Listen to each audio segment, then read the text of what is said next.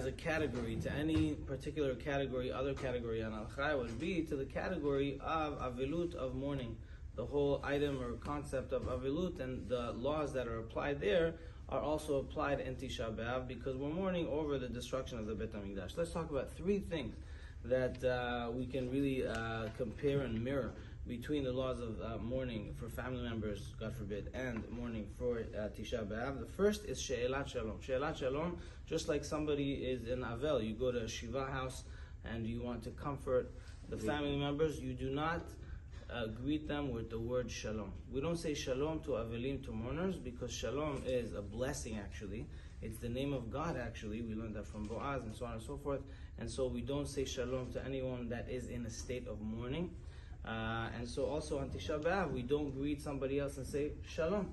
I was in a community once that they don't even shake hands on Tisha B'Av, actually a Rhodesli community in Cape Town. No shaking hands. Now the question is, can you say good morning? Safrat Tava and so on and so forth. Is that also considered like a Shalom? So if that can be also, if we can refrain from doing that, it also is preferred. However, it's not exactly the word Shalom. If somebody greets you with a Shalom, what do? Are you going to be rude and not answer? And so it's brought down that you should answer them kind of in a lower kind of spirit so that they get the point. But that's still being polite. So that's for Shalom. Secondly, going around, maybe going to parks, walking around, taking walks, traveling, things like that. Just like somebody in mourning, they're supposed to actually stay in their home, not travel, not engage in fun activities, and not even go to work. Somebody in the 7 days of mourning, they're not supposed to work. And so also on Tisha Be'Av, we, if we can, we don't go to work unless, of course, there's a big financial issue. When I say big, it's big. And then we can go. Then we can go. That's melacha.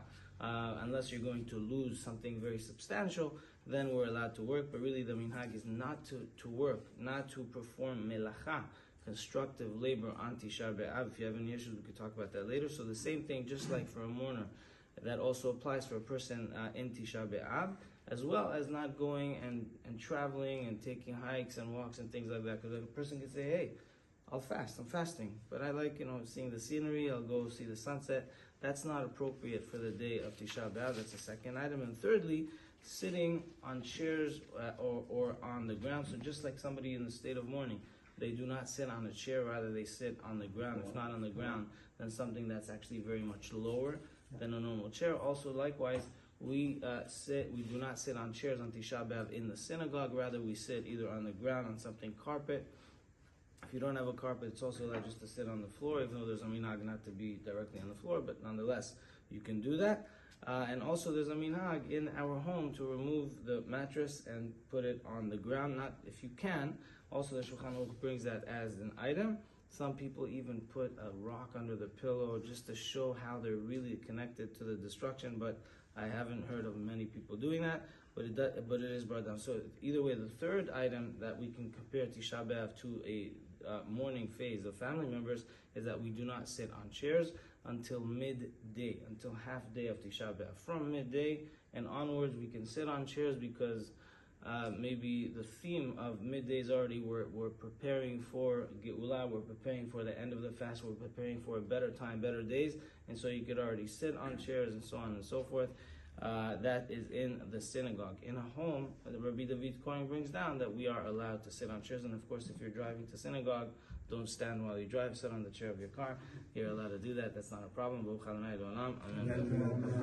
morning, David, good to see you.